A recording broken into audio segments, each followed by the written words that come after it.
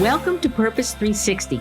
I'm Carol Cohn. And I'm Chris Noble. And we're on a journey to explore the brightest and most innovative minds and initiatives in social purpose. Today, companies and brands must stand for something meaningful. They have to have a social purpose and bring that purpose forward to their employees, their customers, and their community. Each episode, we're talking to leaders at Fortune 100 companies, global brands, social enterprise startups, NGOs, and everything in between. We'll be taking a deep dive to learn how they are integrating purpose into their organizations to benefit both business and society for enduring impact. Join us.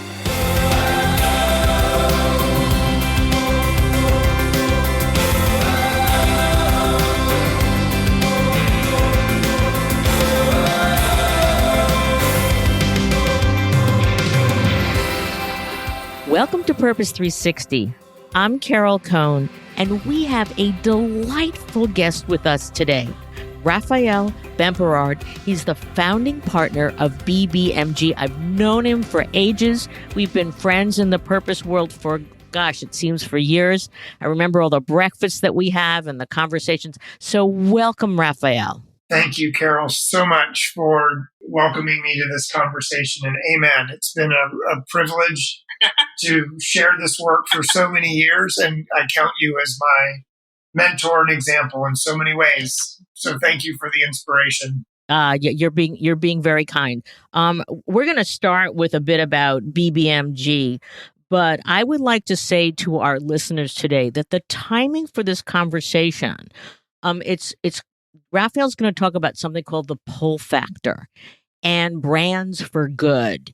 And what I've seen is that since the Business Roundtable announcement a couple of months ago now, that companies must serve all their stakeholders, not just shareholders, that has created an incredible amount of energy and momentum around this whole issue of why does a company or brand exist? What's its purpose, its reason for being, and then how does it serve society, its employees, its communities, and such? It's a marvelous time to be in this field. When Raphael and I, when we had our meetings over offices that are much smaller than they are today, it was a question of if companies would get engaged, and it's now about the how. So the pull factor, Raphael's going to explain the research, who we worked with, what it means for brands. For our listeners today, there are so many insights that you will be able to learn to accelerate the creation of brands for good, the evolution of brands for good. I'm out of my mind. I'm so excited. But I want to start a bit about just Raphael, BBMG. If you're in the purpose field, you know about you're a leader, but a lot of our listeners aren't. So tell us about the organization. And I love your focus on building brands for humans and the power of human truths. So give us a little bit of background. Wonderful. Thank you, Carol. Well, BBMG is a brand and social innovation consultancy founded about 16 years ago. And it was based on the belief that branding could be a force for transformation for people in society. In the day, 16 years ago, branding was still thought of predominantly around brand design and logo design and identity design. But from the very earliest days, we understood that a brand was very deeply not only what you stand for in the mind of your audience, but very deeply how you uniquely create value in a way that can meet people's deepest needs, hopes, and aspirations. And when you go to that deeper level, you're starting to think about not only how you show up in terms of marketing or in terms of visual design, but you're starting to think about that deeper sense of purpose and the way that brands can both meet people's needs and improve their lives, but do it with integrity in the how we create value all the way into the system, the culture, and how we treat and inspire and grow our employees all the way into the supply chain. And you think about the integrity of the decisions at every step of a brand creating value. And so we were really trying to help shift the perspective of brand from, moving from being messaging to being really at the core of mission and movement building, from being a transaction to being a relationship, and from the goal of the brand being to have a consumer buy something to the goal of the brand having someone be something in the world that's in alignment with their values and their aspirations.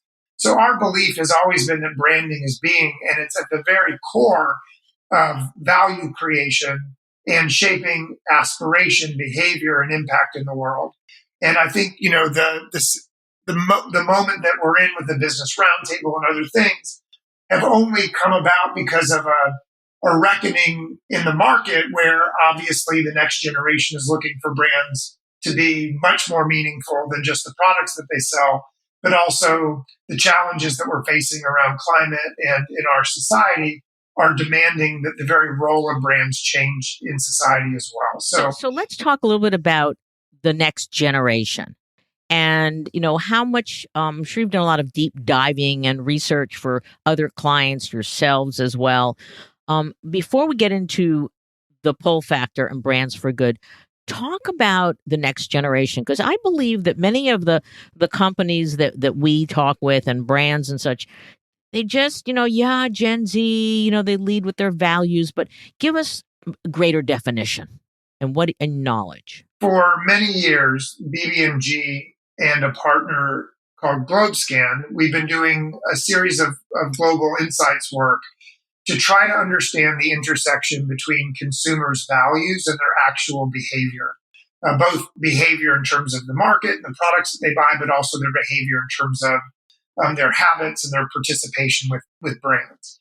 And what we identified was sort of a segmentation that elevated a consumer we call the aspirational consumer. And the segments were the practical consumer, the aspirational consumer, and the advocate on a spectrum of materialism, which is that they love to buy and they care a lot about their style and how they look, and they're influential in terms of their friends about, trends and brands and causes, but also social and environmental values, feeling guilty about their impact, wanting to make a positive difference with their purchases.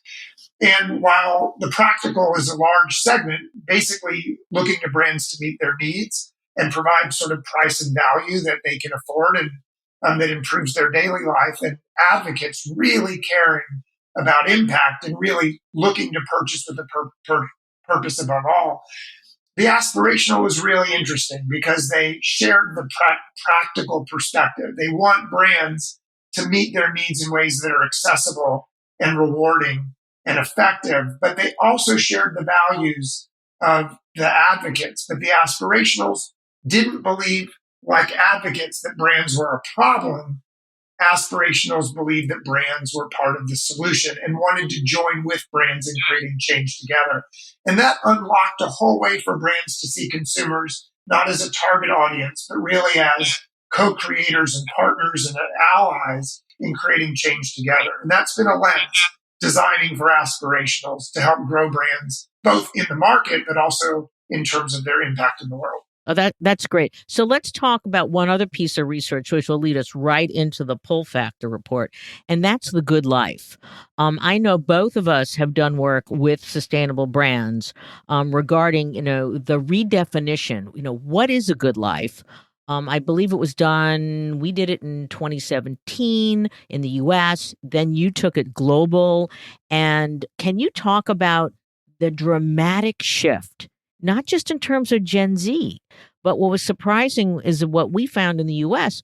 with all different demographics and red and blue states and different ages and household incomes, there was a different point of view about what constitutes a good life. Right on. In fact, we did indeed build directly on the work that you led, Carol, in partnership with Sustainable Brands to try to explore what those signals were looking like around the world and put that into sort of the foundational learning that can help brands start to action purpose and to build purpose as part of their core business strategy and ultimately their brand experience. And we did indeed identify 3 very profound culture shifts that were happening. And you're right, it's across geography, across age, across income, even across political belief.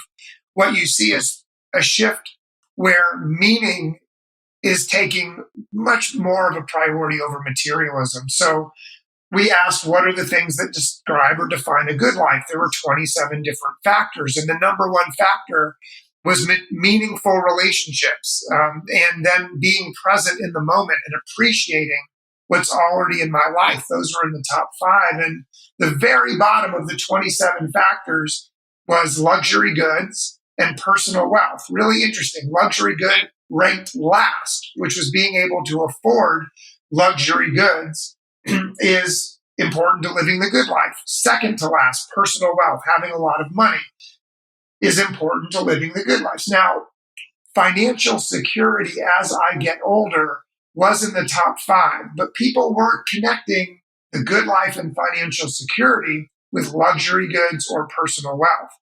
So it was much more about meaningful relationships and cultivating appreciation for what's already in your life.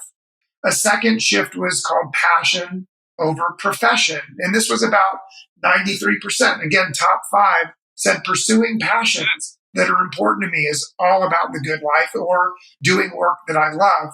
Whereas reaching career goals and just thinking about your title or climbing the career ladder, much lower.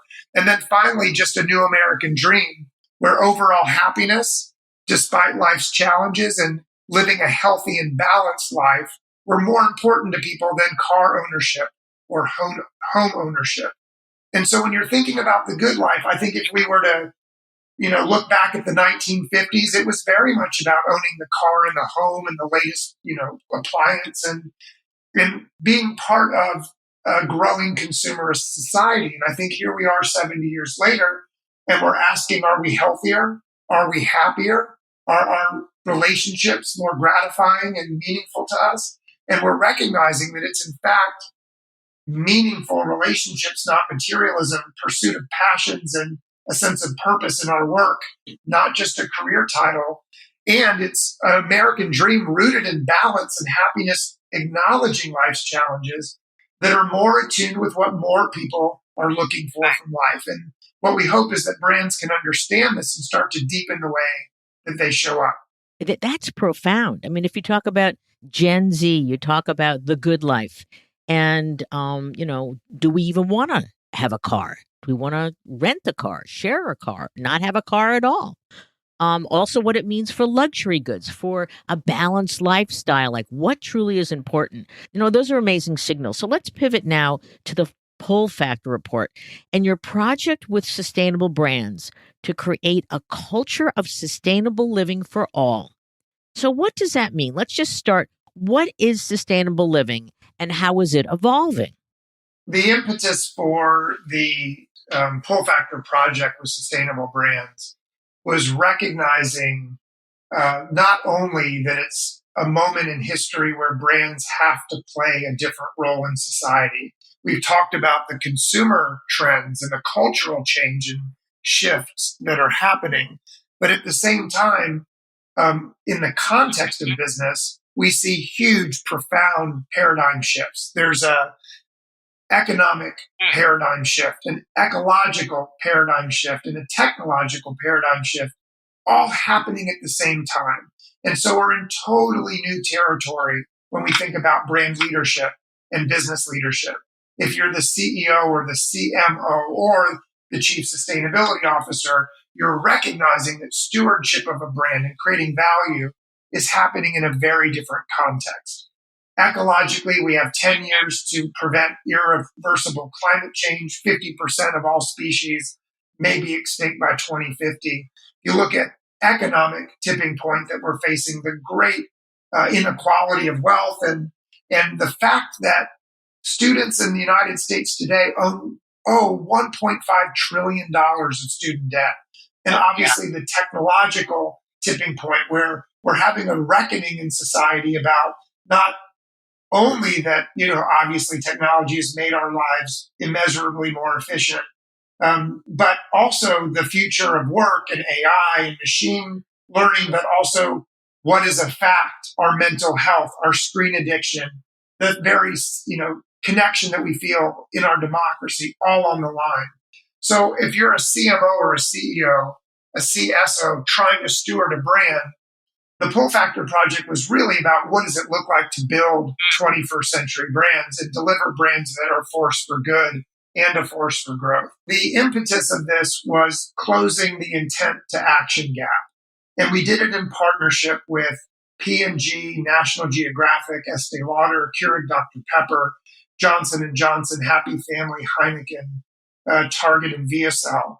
And what was really exciting about this is we have brands at different scales and in different industries all trying to unlock how do we close the gap between intent and action. And so for consumers, the gap was, 65% of consumers say they want to buy from brands that are more purposeful and make a positive difference, yet only 26% reporting having done so in the last 6 months.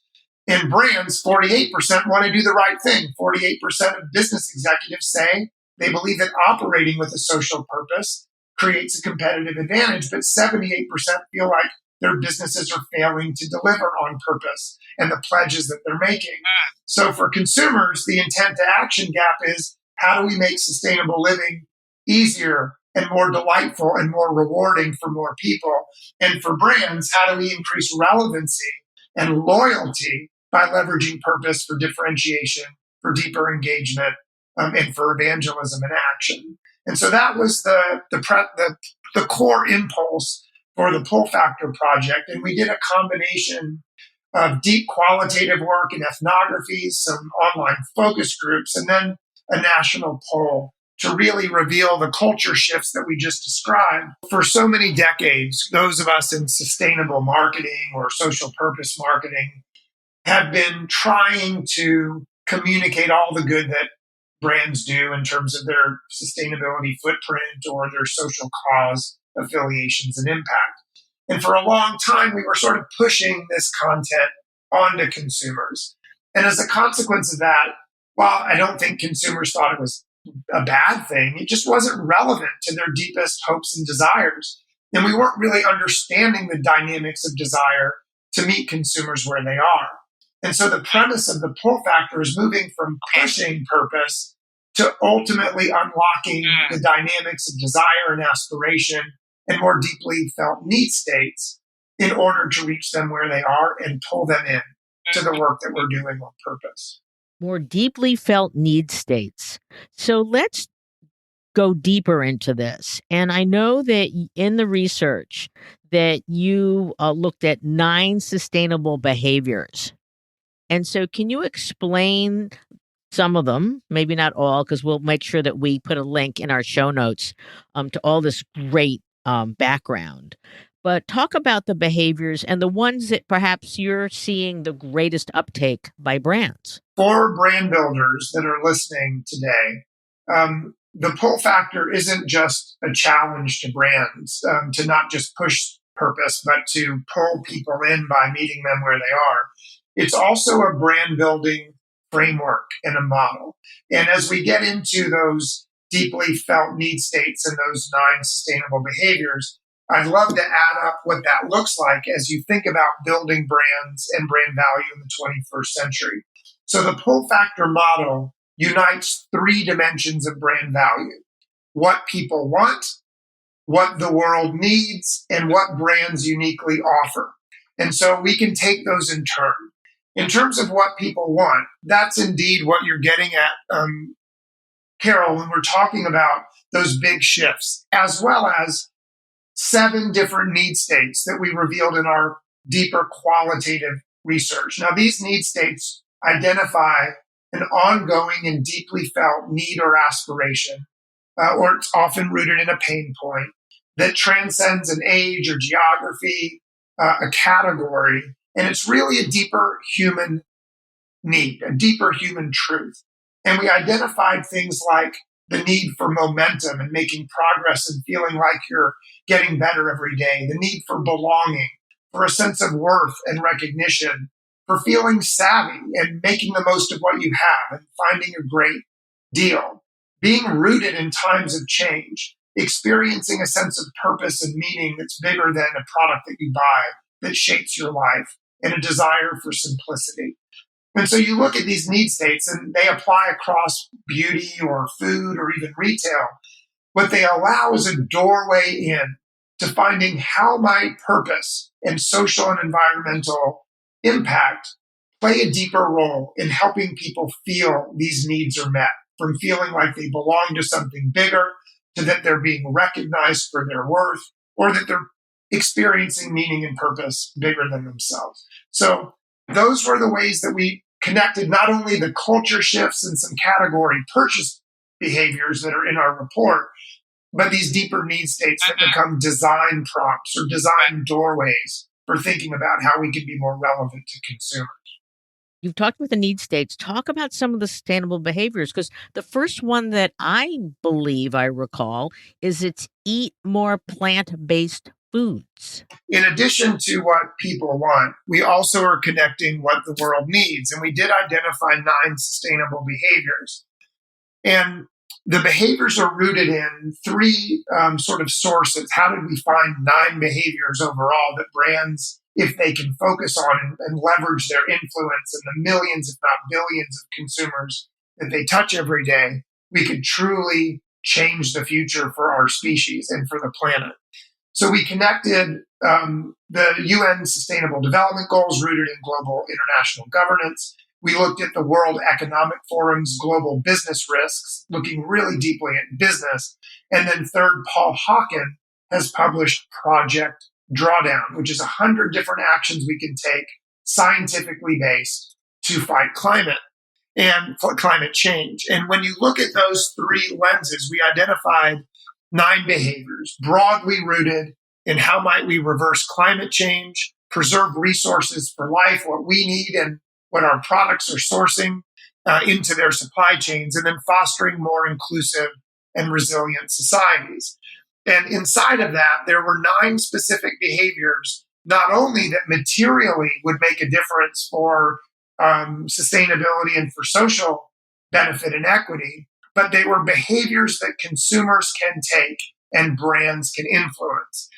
So these 3, reverse climate change is ultimately, as you mentioned, about eating more plants, going renewable by choosing renewable resources and energy, and going durable by reducing single-use items and trying to move for more durable and reusable products.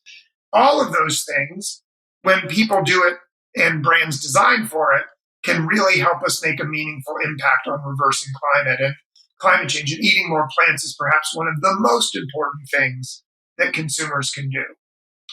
When we think about preserving resources for life, we're thinking about land and air and water and the plants and animals that we need to survive, but also that are part of life and biodiversity and our habitats. And this was all about reducing food and water waste, going circular by looking at renting and sharing and buying used, not just new, and going simple by preferring simple, clean ingredients that are healthier for you and for the planet.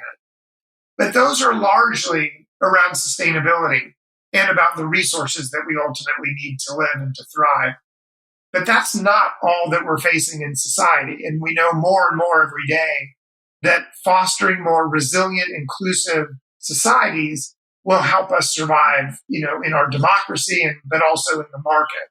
And so this was about supporting women and girls through education and family planning and women-owned businesses, expanding more equity and opportunity in your policies, but also in terms of supporting fair trade.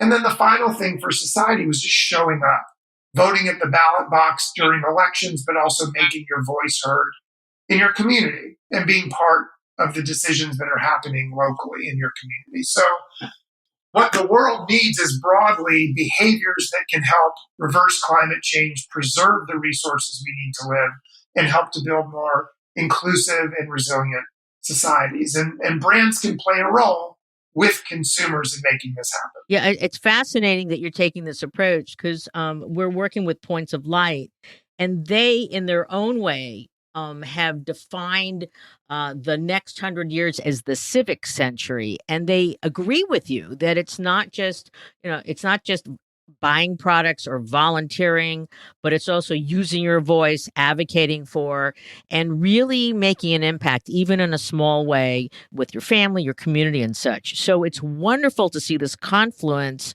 of organizations and ideas and concepts coming together to truly help us perhaps vitally save our world in addition to have a more healthful and balanced life.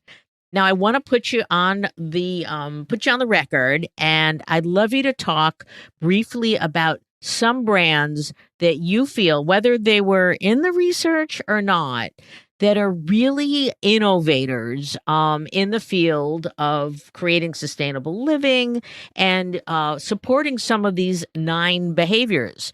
So, who's doing it well? Indeed, in the report, we've identified a series of cases that show brands that are unlocking the pull factor exactly by connecting what people want, what the world needs, and how they can uniquely win by offering value from their brand. One of my favorites, which is rooted in eat more plants and potentially something like feeling momentum every day, is the Impossible Whopper. This is obviously the partnership between Impossible Foods and Burger King. And this was something that was piloted last spring in about 4 different markets, but it was such a success, it's now been rolled out nationwide. And what's so great about it is it's taking something like Eat More Plants, and instead of putting that in a silo of vegans or vegetarians or putting in, sort of a omnivore's dilemma advocacy world, it's the most mass and ubiquitous, burger chain. And what I love about it is the way that they positioned it was 100% Whopper, 0% beef. Try it and don't taste the difference. And what they did is they took Whopper fans and they did a blind taste test, and they found that the people who loved the Whopper the most couldn't tell, in fact, preferred the Impossible Whopper. And that just shows that you can take something by innovating and by creating a brand that doesn't blame or shame someone who's eating plants or prefers plant-based food, but actually celebrates it and appreciates their desire for something that they love. Yeah, and I have to tell you, I'm a big Dunkin' fan, and I know that I kept seeing the sign, it's coming, because Impossible Foods was working with Dunkin', and it was November 6th, and I was at Newark Airport. I got in late, and I went, okay, I got to try it. And it was amazing. It was their sausage, egg, and cheese on a toasted English, and you could not tell the difference. And the uptake of plant-based burgers and sausage and things like that. I mean, one we all know is that, I don't know if you know the numbers of how much water and how much methane one cow either needs or puts out, but it's extraordinary. And if we can, no offense to the cows, we love the cows. We love Stonyfield and, all sorts of great yogurts and whatever. It could have a huge impact. So tell us another one of your favorites. In preserving resources for life, one of the most exciting areas, obviously, moving to a circular design future and moving from a linear model of make and then purchase and then waste to a circular model of accessing goods or using goods into endless resourcefulness, as Bill McDonough would say, is Adidas. And just this past year, they launched a performance tennis shoe called the Future Craft Loop. It's made from one monomaterial that can be endlessly recycled. So whether it's the sole or the laces or the flaps on either side, it's all one material that can be produced for a high performance shoe and then broken down and remade into shoes forever, into an endless circle of performance. And by simplifying the material and then finding a process where it can be made and remade, they're now moving their performance shoe line toward an entirely closed loop. What this does, which is profound above and beyond Adidas specifically, but the circular moment allows us to uncouple or decouple growth and sales and having access to the products that we need and want with the environmental impacts and harms that they can create. And so the idea that you can decouple what we need and what we buy from the harm that it does opens a whole new door to what it looks like to design for the future. Design for the pull factor, which is all of the performance that you want in your style and your athletic pursuits, but doing it in a way that has a positive impact for the planet. And then the third one that I think, we have the privilege of working with the North Face, the apparel line and adventure brand, to launch the North Face Renewed, which is their refurbished line. And it was all about bringing a new customer into the North Face, but designing and selling their products and clothes and apparel and gear that are remade to explore more and more and more so that the adventure never has to end. So from the Impossible Whopper to the Future Craft Loop to Revival of the Fittest and the North Face Renewed, these are all great examples. And then there's a lot that we see as well, looking at inclusive societies and in particular, engaging women and supporting gender equality and equity. One of my favorites, which I think is sort of a humble giant of a campaign, is Land O'Lakes, the company that makes the butter that we love and the dairy products. In their supply chain and overall in the nation, many family farmers were starting to be bought up by conglomerates, and there were many women who were inheriting family farms from their spouses or parents who had died, and women inheriting farms for men, as well as more women working and choosing a path of life as farmers. And so Land of Lakes created a campaign called She.I.O., like Old MacDonald's E.I.O. was She.I.O. Not only tells a very powerful story of women and their leadership on America's farms, but it points to a deeper industry issue, which is preserving family farms, knowing that there's a generational shift and that a new generation of women is picking up family farming. And it's not only exciting to see that, but it's also very, very important to preserve family farms for the future. All of these are great examples of delightful brands solving big problems and doing it in a way that creates relevance and differentiation and loyalty for their fans. And I think that's what unlocking the pull factor is about. And notice we're not talking about CSR. We're not talking about 2030 goals and commitments. We're talking about brand building and creating exciting, relevant, delightful brand experiences. Of course, CSR will remain hugely important as we embed sustainability and social impact into business strategy. But this is a moment for marketers, and the reckoning that's happening with Gen Z and the movements and the shifts in culture are all pointing to the pull factor as a model for unlocking the future of brand building and creating brand value. And you're talking about ease. You're talking about convenience. You're talking about ultimately, unfortunately, with instant delivery today, that everybody wants it tomorrow. And so these examples are fabulous, and the research behind it really deep. But there's research that exists that, I think you found that 65% of consumers want to purchase responsibly, but only around 26% actually reward companies with their responsible purchases. And so what's causing the disconnect? Is it just purely price? Is it there's not enough communications? What can we do better as more and more companies are creating, delightful, as you stated, products?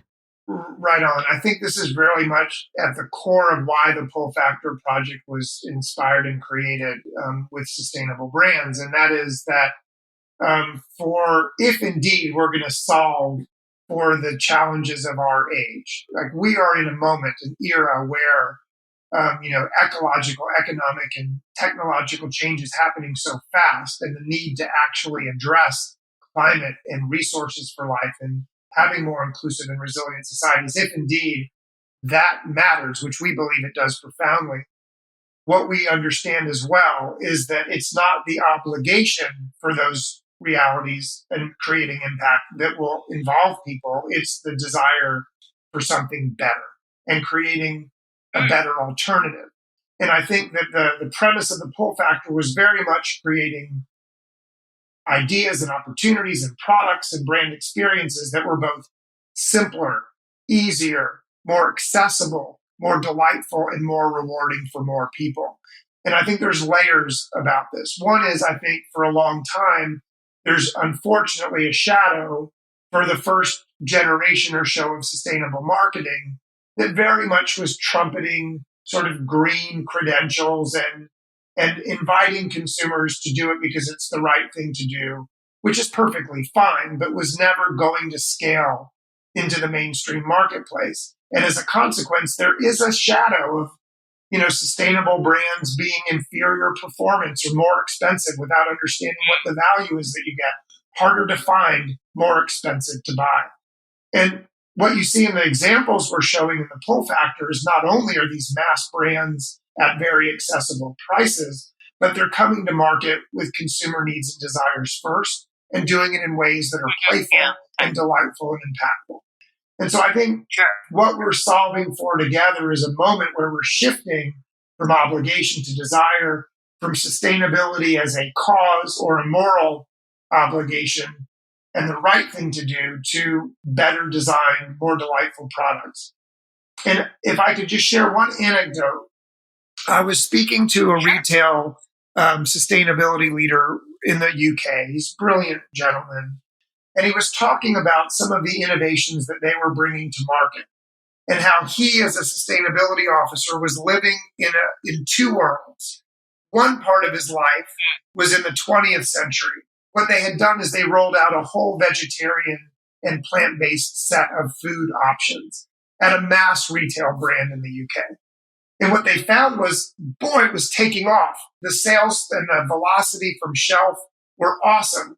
And then he got calls from the 8,000 beef farmers that they work with across the UK being really freaked out that the company may have been pivoting away from who they had worked with for many generations.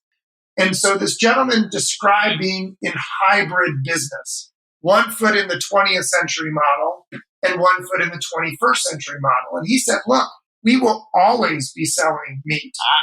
And we want to make sure that the meat we sell is the healthiest and most sustainable possible, and that we bring our supply chain of 8,000 beef farmers with us on that journey. At the same time, we know consumer habits are shifting, and our planet and sustainability requires us to start decoupling the consumption of beef from climate impacts. And so what he was describing was this hybrid life where we're innovating from the 20th century forward and pioneering what's possible in the 21st century at the same time. We are unfortunately getting to near the end of the show. But I always like to ask our guests, they're listening, they're going, yes, I want to get the pull factor report. Well, that's easy because it's going to be linked to our show note or just go on the internet to find it. But what are 3 core insights that, someone's listening there, they've done their separated CSR, they're making their factories more sustainable, less water, less carbon, et cetera, but they want to go farther. What are your insights of the first 3 things that they should think about?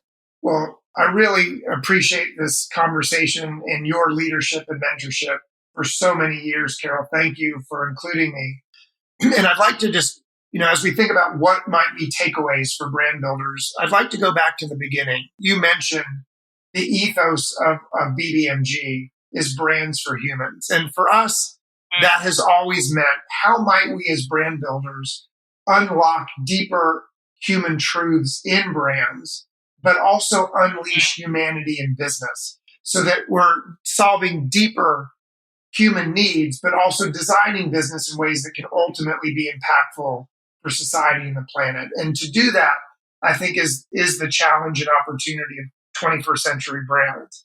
My 3 areas of sort of invitation are rooted in putting humans at the center of brands and humanity at the center of business. And the first is to start with empathy.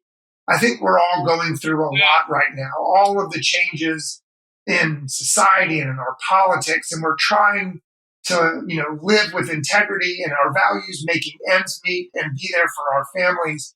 And I think it's just a moment, rather than to start by how do we sell something, really asking, how do we solve something for real people? And starting with empathy and putting human truths and needs and aspirations at the core of your brand's reason for being and the authentic needs, hopes, and desires that you can solve for.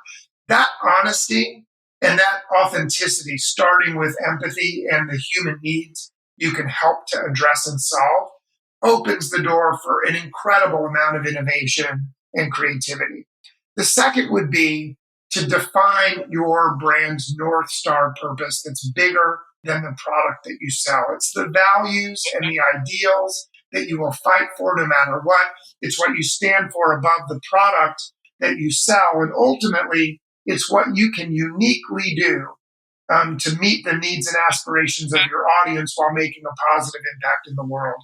And then finally, I would say it's to rally the people with you. And rather than see a hierarchical relationship between brands selling down to consumers, imagine a horizontal relationship of equals and co-creators, co-influencers, and equal participants to join forces to shape a future we can believe in and take action on the imperatives of our time by purchasing brands that are designed with impact, but also joining together to embody and to act for things that matter most. And I think it's a very exciting time to be a brand builder, a designer, a creative, a strategist, because we're at a moment where we're solving for more than just what we're selling. We're solving for how might we want to live in the 21st century together. And that, to me, couldn't be more exciting and important for the work we do together. That's incredibly well stated. And I know, I think about your daughter. For those listening, Raphael has the most adorable daughter with incredible hair. And I've watched her grown up from a little teeny tiny tyke up to, how old is she now? She's 13. All right. There you go. You got a teenager on your hands. But when you talk about solving for more and solving for the future, well, I don't have children, I have fur babies, but, I'm always thinking about my friends' kids and what kind of world are they going to inherit 10 years or 20 years and such. And that's why this work is so important. So I want to give you the last opportunity just to close it out, Raphael. It's been, this is thoughtful work. It's important work. Let's pull, consumers. I don't even like calling them consumers. Let's pull people into the orbit of all these companies because they do want to co-create. They do want to be sustained over time to have a positive, a mutually beneficial impact. So, last parting words? At BBMG, our all-in bet, all cards on the table, is all about seeing brands as the greatest force for transformation in society. And I say that because, like no other thing, brands are the unique entities that embody systems and stories, redesigning systems for how we create value in our supply chains and how we make and produce valuable products and experiences. So we redesign the systems of creating value, but also, perhaps more important in culture, retelling the stories that we tell ourselves about ourselves and the world we live in. Brands uniquely can help us redesign the story, redesign the system, and create incredible transformation in our lives. And so that's my invitation, to use brands as a lens to redesign how we create value and reframe the stories we tell, so that we can truly be a force for good and a force for growth, and leverage the whole purpose conversation that you're leading for a whole new era of brand building. That's wonderful. And, I'm just going to add one more thing here because I want to talk to you about it, which has to do, you talk about the stories. And, there's a purpose track that's coming out of Reputation Institute really soon. There's some research, unfortunately, just came out that said consumers are buying less of sustainable products and such. So I would just like to be a champion for when you create a product in a unique way, with passionate internal, employees and maybe outside as well, partners, you have incredible stories to tell. stories that travel on their own, especially through social media. And so, just one more comment, Raphael, about because the communications part of this is hard. Many of these brands don't have hundreds of millions of dollars to put out a spot that's going to finally pierce the public consciousness, that they have to use, you know, real influencers and they have to use social media. So do you have one or two other insights to share about how do we communicate our sustainable products and brands so that they do reach people who want to engage with them and buy them? Well, you're putting your finger on a big challenge, and I would say that one of the benefits of the Pull Factor project and the Pull Factor framework, which is available, easy to find it on your page for the podcast.